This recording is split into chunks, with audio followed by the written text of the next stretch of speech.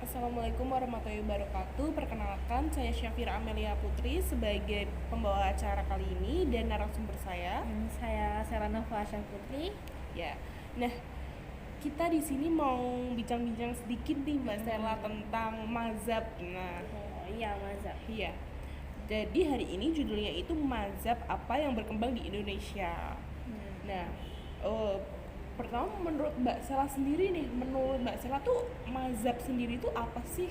Em, aku pernah baca di salah satu artikel kalau mazhab secara istilah ya ada dua, yaitu mazhab adalah jalan pikiran atau metode yang ditempuh oleh seorang imam mustahid dalam menetapkan hukum suatu peristiwa berdasarkan kepada Al-Quran dan Hadis.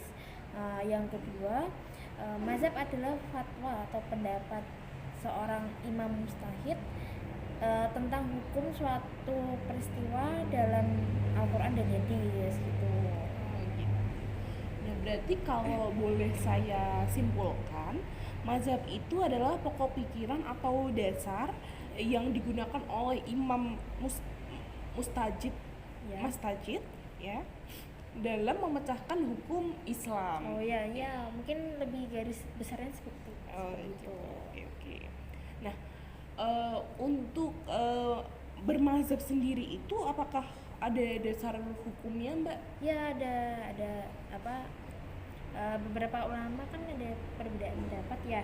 Ada yang bilang wajib, ada yang bilang nggak wajib. Nah kalau yang wajib tuh karena adanya keyakinan bahwa mazhab tertentu adalah benar.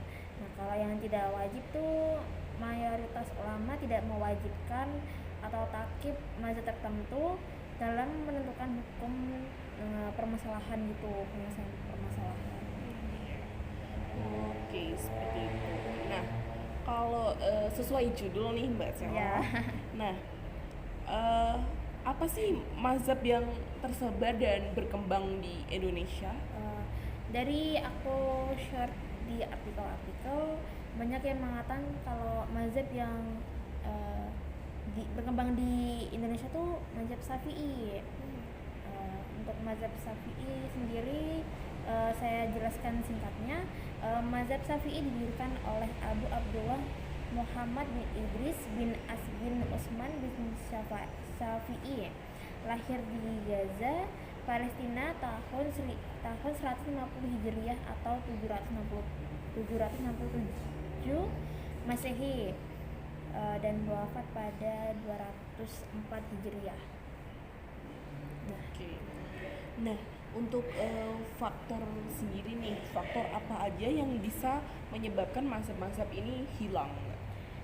satunya tuh faktor generasi, tidak apa jadi generasi itu tidak meneruskan ajaran-ajarannya itu. Yang kedua, penyusunan kitab yang tidak sesuai imam, mengumpulkan atau menyusun kitab istihadnya atau pemikiran dalam suatu buku. Ketiga, musnahnya hasil karya dari imam gitu. Oke, seperti itu.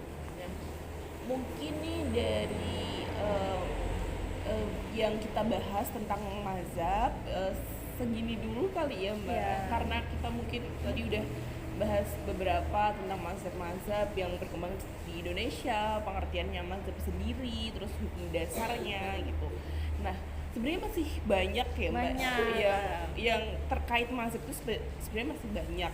Cuman karena waktunya juga terbatas, jadi saya cukupkan untuk perbincangan kali ini dan terima kasih Mbak Sela. Iya, terima kasih. Ya.